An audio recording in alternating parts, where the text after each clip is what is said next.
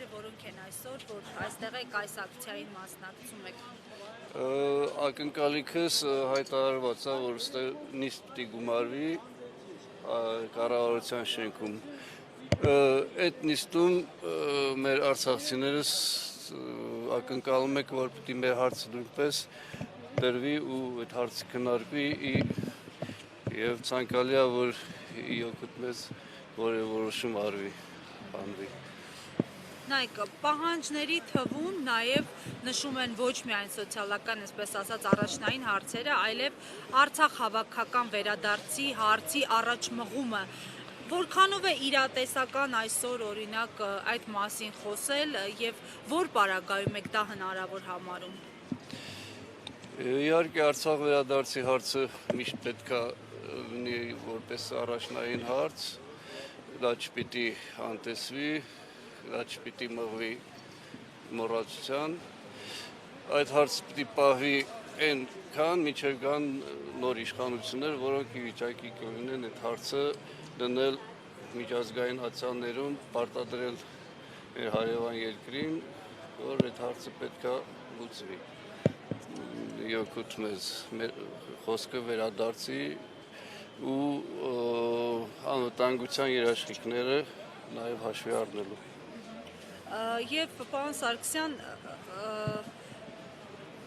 դուք որտեղից եք տեղահանվել, արդյոք այստեղ աշխատում եք թե ոչ, արդյոք անձնագիր փոխել եք թե ոչ, կապակցված խնդիրներ են, դրա համար միասին հարցրի։ Ես ինքս Ստեփանակերտի բնակիչ եմ,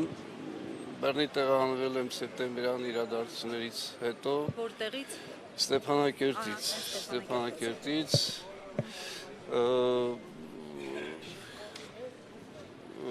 ներողություն հարցը նորից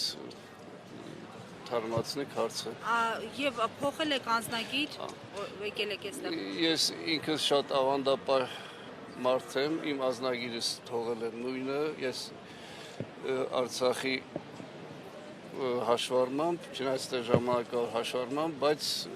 գտնում եմ, որ իմ անձնագրով ես նաև Հայաստանի Հանրապետության քաղաքացի եմ։ Աշխատանք գտել եք արդեն այդ անձնագրով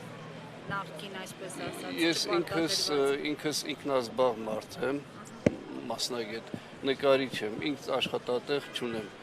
Ունեմ երբեմն ունեմ պատվեր, չեմ ունենում, տենց առից գործ եմ անում, բայց եթե մնամ իմ աշխատավարձի հույսին, առանց հիսունների ես չեմ պատկերացնում, որ պիտի գոյատևեմ։ Որովհետև վարձակալության հիմունքներով եք ապրում, հա։ Որովհետև ապրում եմ վարձով, ընտանիքով, 4 հոգով մի սենյակի մեջ։ Հնարավորինս սուղ պայմաններով, սուղ միջոցներով, նվազ պայմաններով։ Երևանում եք վարձակալում։ Վարձակալում ենք Երևանում, ապրում ենք Երևանում, Կոմիտաս փողոցը։ Նայեք, Նարեկ Մկրտչյանը նախարարը պնդում էր, որ այս կարճաժամկետ ծրագրերը, այսպես ասած, դադարեցնում են, որպեսզի արցախցիներին մղեն դեպի երկարաժամկետ ծրագրեր, այն է բնակարանային ապահովության ծրագրերը։ Այսպիսի լուծումը ձեզ համար ճիշտ է, օբյեկտիվ է, այսինքն մի հարցը չլուծած մյուսին մղել հնարավոր է։ Ես ինքս իբր թե ընդգրկված եմ իմ պատկերացմամբ առաջին խմբի մեջ, բնակարանային ծրագրի ապահովման ծրագրի մեջ,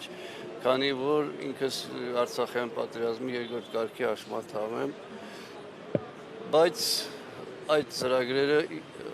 անիրական ծրագրեր են, իրանք առաջարկում, ինչ առումով մոտենում են բանկին, բանկը ասում է մենք տեղյակ չենք, այդ ծրագիրը մեզ չի վերաբերվում, մենք այդ դրանով չենք զբաղվում, ազնագիր փոխել են տալիս, այդ ազնագիր փոխել տևում է մի կես տարի, այնուհետև առաջանում են շատ խոչընդոտներ, գտնել տուն, չգիտեմ, ինքս որ ի վիճակի չեմ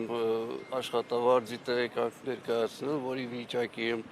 վարկ վերցնեմ, դրա համար դա ինձ համար անիրական է, ես աշխատավարձ չեմ կարող ներկայացնեմ այդքան 500,000-ի, ասենք թե անիրական ծրագրերը, այդ հարցը կգտնենք, բնակարան որտեղ կգտնենք, անիրական է, ինքս այդ հարցով շատ ընդհատակյա խոչընդոտներ կա։